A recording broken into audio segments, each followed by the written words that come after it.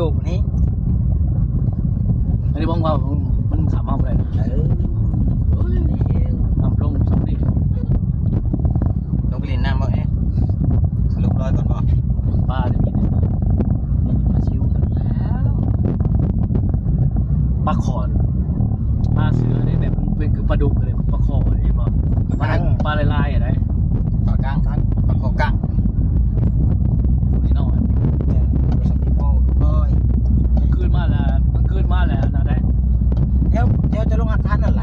ร้ายละพันเอามันอยู่เซ่ตัว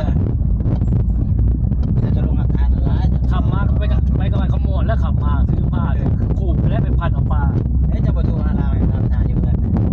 เราเรียกเรา เวียกยังเราบริเขายังเราลงมาแล้วแต่จุดเรามาใหญ่มาอยู่เมืองเดี๋ยวนี้เรายังบ่มีนะเราอยู่เมืองท่าเลยนะ